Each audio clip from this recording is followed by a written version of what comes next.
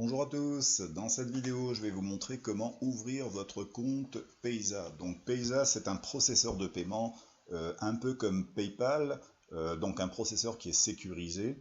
Donc c'est un processeur aussi qui est beaucoup employé par tous les business internet, que ce soit des régies publicitaires ou autres business. Il est très répandu et relativement facile à employer puisqu'il est traduit aussi en français. Donc on va voir comment ouvrir son compte aujourd'hui.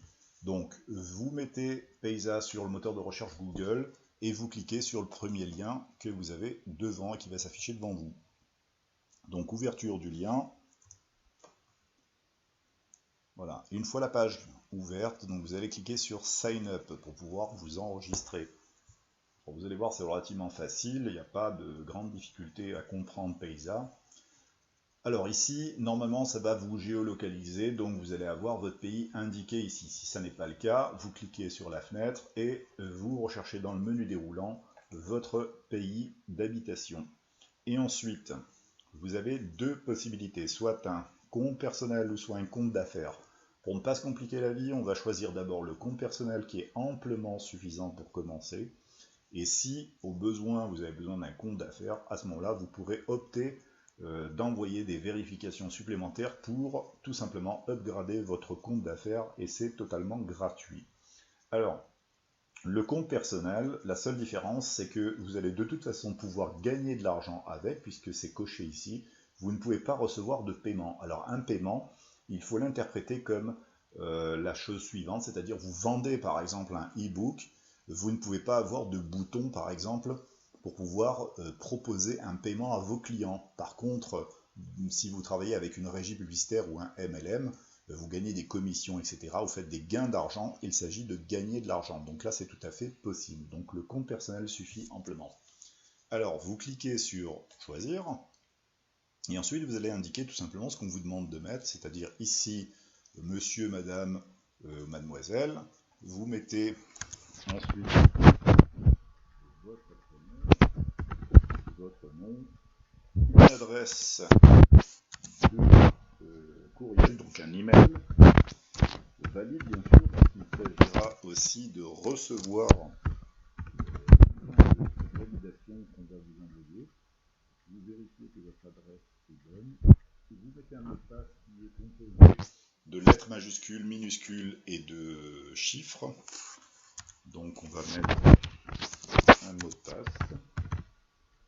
Et on fait tout simplement démarrer. Si vous voulez vérifier votre mot de passe, vous cliquez sur ABC ici, vous allez pouvoir voir votre mot de passe ici. Si c'est bon, eh bien vous mettez démarrer et ça va tout simplement vous mener à la page suivante. Alors ici, on vous dit qu'on a envoyé un mot de bienvenue à l'adresse que l'on a indiquée. On va aller vérifier, voilà, c'est déjà réceptionné. On clique sur le email et on va confirmer. Avec le lien de validation, on va confirmer tout simplement notre compte. Donc la page va tout simplement s'ouvrir sur votre compte qui est ouvert, avec bien sûr 0 € dessus. Et ensuite, vous allez effectuer quelques petites vérifications. Alors, ici, nous vous suggérons de commencer ici. Une fois que vous avez complété votre profil, vous pourrez accéder à votre compte, etc.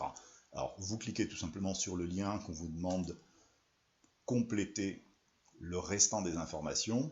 Donc ici, pourquoi compléter mon profil? Pour charger votre portefeuille Payza, envoyer et recevoir des fonds. Combien de temps cela prendra-t-il? Quelques instants, etc., etc. Vous faites commencer et c'est parti. Alors, votre industrie, même si on n'en a pas une, vous mettez par exemple autre. Vous choisissez ici une tâche, c'est-à-dire par exemple si vous avez un métier, etc., ben, vous recherchez par exemple. Vous mettez, allez, on va mettre personne au foyer, donc ça suffira amplement. Donc vous recherchez la correspondance. Alors votre adresse, tout simplement une adresse qui va vous permettre, si vous commandez la carte de Payza, de mettre votre vraie adresse. De la même façon, il va falloir aussi faire vérifier votre compte. Donc n'indiquez pas une adresse bidon, mettez votre vraie adresse parce que de toute façon, il va falloir la vérifier par sécurité. Il s'agit d'être conforme au règlement. Donc vous mettez votre réelle adresse. Par exemple, moi je ne fais n'importe quoi parce que c'est pour la démo, puisque j'ai déjà un compte, ça c'est juste pour vous montrer. Voilà, hop. Ici, un code postal. Voilà, hop. Voilà. Code postal. Allez, hop, c'est parti. Sauvegarder et continuer. Ici, vous mettez un numéro de téléphone. Par exemple. Voilà. Et vous faites sauvegarder. Alors, bien sûr, ce sont des indications que vous pourrez de toute façon changer. Réinitialiser votre mot de passe, etc. Alors, dans la mesure où vous voulez changer votre mot de passe, etc., par sécurité, on vous demande toujours des fois un code PIN, une question secrète, etc. Là, il s'agit d'une question. Donc, vous allez choisir, par exemple, une question dans le menu ici. Donc, par exemple, quel est le nom de votre ami d'enfance? Allez, on va mettre...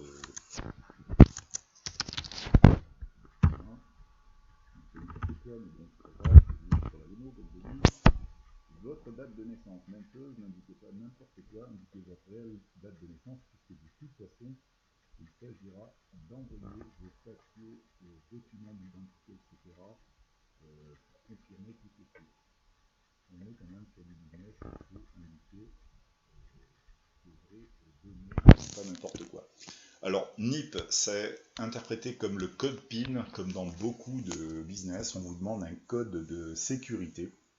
Alors, c'est un code de 4 à 8 caractères, ce qui veut dire chiffres et lettres, c'est ce que vous voulez en règle générale. Alors, essayez quand même de mettre quelque chose d'assez complexe, mais pas trop non plus. Mais pensez surtout pour toutes les données, c'est-à-dire la réponse à la question secrète ou le code PIN, ou votre mot de passe, votre identifiant au compte PaySa, pensez à tout noter sur un carnet, éventuellement sur un document que vous conservez dans un dossier spécial que vous allez retrouver, parce que en cas d'oubli, ça va pas être facile de réintégrer votre compte, et si vous avez de l'argent dessus, ben, c'est un peu dommage de ne plus pouvoir y entrer. Alors, vous mettez tout simplement code et vous faites sauvegarder. Voilà, donc là on fait retour à la page d'accueil et on va compléter tout simplement la suite. Voilà, donc là on est sur la partie code PIN, etc. Donc on l'a déjà fait. Ici on va aller sur notre nom tout simplement. On va vérifier nos renseignements personnels si on a quelque chose à y rajouter. On vérifie quand même que tout soit en ordre. Voilà, ici. Si on veut modifier l'adresse email, c'est marqué ici, modifier l'adresse email si on veut la modifier. Notre adresse, si on veut la modifier, idem. Un numéro de téléphone, si on en a un autre, on peut l'indiquer. Et on fait mettre à jour si s'il y a un changement. Ensuite, compléter. Alors, le mot de passe, c'est la même chose. Si vous voulez changer de mot de passe un jour, vous faites mot de passe. Et même chose, vous indiquez votre mot de passe actuel et le nouveau, puis vous remettez le nouveau et vous faites mettre à jour. Voilà, tout simplement, c'est assez rapide. Idem pour le code PIN, donc je ne vous montre pas, mais c'est le même principe. Vous souhaitez changer de code PIN, vous mettez le code PIN actuel, le nouveau, vous réinscrivez le nouveau et vous faites mettre à jour. Adresse électronique, même chose si vous voulez la changer. Et ici, donc très important, c'est les vérifications. Pour avoir un compte qui est vérifié, cela va permettre de lever certaines limites et votre compte sera optimisé. Alors, des fois c'est marqué en anglais, alors on va le traduire. Vous faites un clic droit sur votre souris, vous faites traduire en français. Voilà, votre compte ne nécessite pas de vérification à ce moment. Vous pouvez continuer à utiliser votre compte pour dépôt, envoyer, recevoir de l'argent, etc. ou retirer des fonds. La vérification sera activée dans votre compte une fois que vous envoyez ou recevez un total combiné de 500 $. Donc, vous n'êtes pas obligé de faire ces fameuses vérifications. Donc, tout simplement, quand vous allez atteindre la limite de 500 $, on va vous demander de toute façon de vérifier votre compte. Ok ? Alors, on peut le faire dans l'immédiat, je pense. Donc là, c'est le back-office de notre compte. On va voir si on peut le faire. Je ne sais pas, je pense qu'on va atterrir sur le même vérification. Si c'est le cas, bon, voilà. Alors, il faudra attendre tout simplement d'atteindre cette fameuse limite de 500 $. C'était pas comme ça avant, mais maintenant, bon, ben, apparemment, on peut commencer sans avoir à faire vérifier le compte. Donc, aux vérifications, on vous demandera de toute façon, la plupart du temps, des factures en fait pour le domicile, c'est-à-dire vous pouvez envoyer une facture de mobile, d'EDF, de gaz, de façon à pouvoir voir votre adresse d'habitation. On va vous demander aussi certainement d'envoyer votre carte d'identité à jour ou un passeport, etc., de façon à vérifier votre identité. Donc c'est assez simple de le faire. Voilà. Ici, on va faire quelque chose de plus important, on va aller sur portefeuille. Alors sur portefeuille, vous allez dans carte de crédit. Paysa n'accepte que les cartes Visa. Ok, donc vous ne pouvez pas enregistrer une carte Mastercard. Alors si vous avez une carte Visa, peu importe laquelle, vous allez noter le numéro de carte ici, la date d'expiration et l'année, et ici, tout simplement, votre monnaie, c'est-à-dire si c'est de l'euro, du canadien, etc., vous indiquez. Voilà. Ici, il y a votre adresse de facturation, et vous faites tout simplement suivant. Votre carte sera tout simplement confirmée, elle sera ajoutée, et il faudra la faire vérifier plus tard, je vais vous montrer comment. Même chose sur portefeuille, vous allez en fait dans compte bancaire. Et vous allez enregistrer un compte bancaire comme on le fait de partout. Alors, vous faites ajouter un compte bancaire. Alors ici, vous avez en fait des renseignements du compte France. Alors, ici, veuillez choisir le type d'action que vous désirez effectuer sur votre compte bancaire. Alors, c'est en général faire des retraits, on va traduire. Voilà, c'est faire des retraits, ça n'a pas traduit, on va traduire. Voilà, faire des retraits en monnaie locale. Donc vous laissez cliquer en fait ici. Alors, type de compte, vous indiquez le type de compte que vous avez, donc un compte chèque, un compte épargne. Voilà. Ici, alors ici. Vous indiquez l'IBAN, donc c'est le numéro IBAN de votre compte, le numéro SWIFT en fait, qui correspond en fait à la... normalement c'est les fameux lettres qui représentent en fait le nom de votre banque. Donc c'est relativement simple en fait à trouver. Voilà, même chose ici, les informations du bénéficiaire, donc votre nom, toujours votre adresse, la ville, etc. Vous répétez la même opération et le nom de votre banque.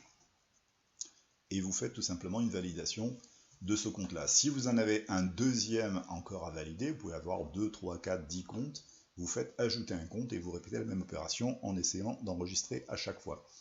Voilà, normalement, à partir de là, on a fait toutes les vérifications. Il y a possibilité aussi de commander la carte Paysa, pas dans l'immédiat, mais c'est une possibilité quand vous allez pouvoir tout simplement encaisser des sous de vos régies publicitaires ou business internet. Paysa a une carte prépayée que vous pouvez commander tout simplement. Voilà, donc en suivant tout simplement les indications, il y a les frais ici. Voilà, je vous laisse le soin de lire tout ceci. Alors pour la partie compte ici, quand vous cliquez ici, vous avez différentes indications pour l'historique, etc. Voilà, ça n'est pas quelque chose qu'on utilise très souvent. Ça n'est pas obligatoire, voilà, donc c'est quelque chose qu'on passera en revue bien plus tard. Moi je vais vous montrer en fait mon compte personnel. Donc on va tout simplement fermer celui-ci. Fermeture de session.